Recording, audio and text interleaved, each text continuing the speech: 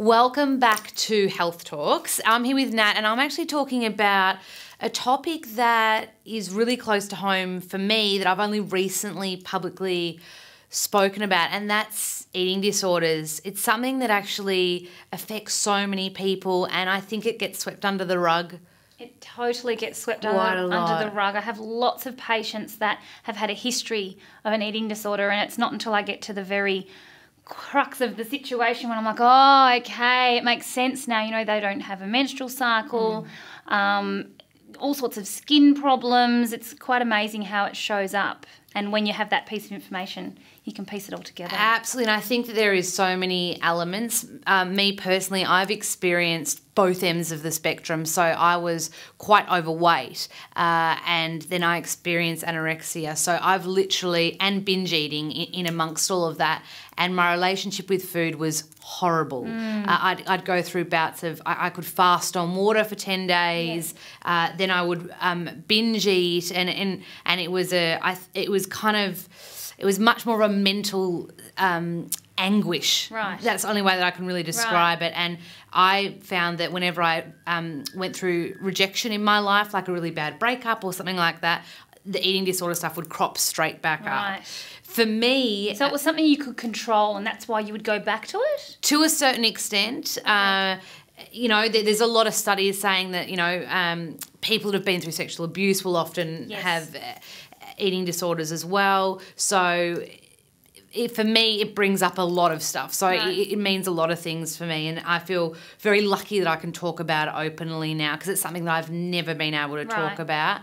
For me, the things that got me through were having amazing friends, but also writing my book, The 2020 Diet, about how I actually got control and balance and health. Yeah. When I say control, just a control of more balance and health in my life. And that helped me.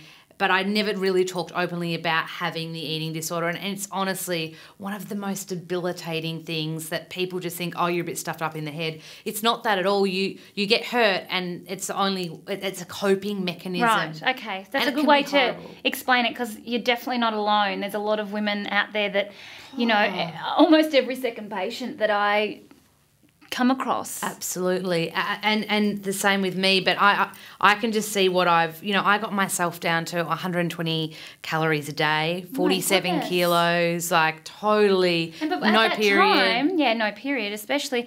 But at that time, you know, how could you describe your life? It was unrealistic. I wasn't living the dream. One of my things is to do what you love, like take risks. And I was building this artificial world that I bizarrely felt safe in, but it wasn't. But it wasn't until you actually pulled yourself out that you found safety? Is that what you're trying to say as well? It wasn't until I actually owned up and said, hang on, lols, there's an issue going on here. I had some phenomenal souls around me, like 2 or 3 friends that kind of just said, hey, I need help, you know, and I had people that took me totally under their wing that to this day I will be so grateful for.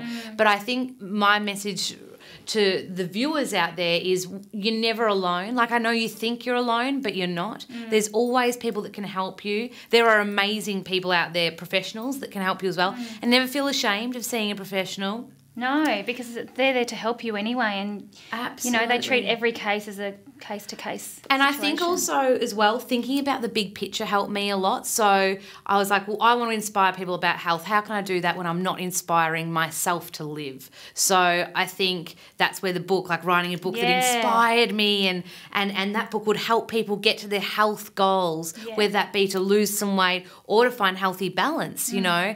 But also that big picture is one day, sure, I want to have a family. If I don't have a period, I can't have offspring. No, and it is actually quite hard. I find it quite challenging in these situations with these patients where they are amenorrheic or they have really irregular periods.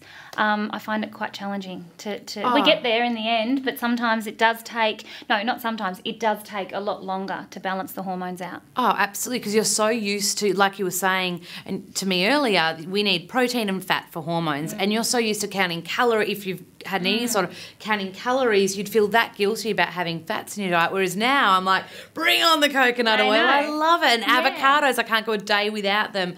But it took me...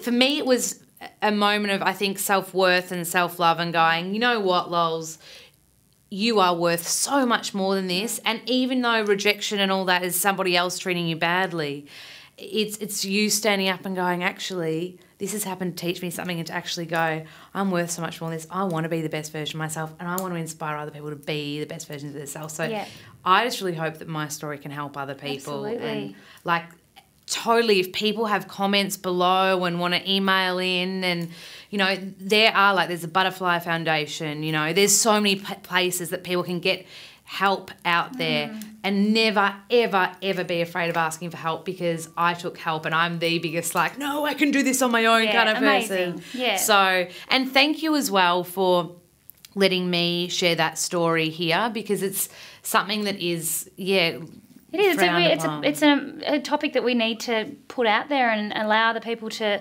connect, you know, and know that they're not alone, like you said before. Absolutely. So, like, literally, like, comment below, and if it feels good to share your story, we're here to really listen, and also to make you realise that you're totally not alone, and your dreams are 110% achievable. So thank you for watching, and get on board, because this is all about spreading the love and making you feel awesome.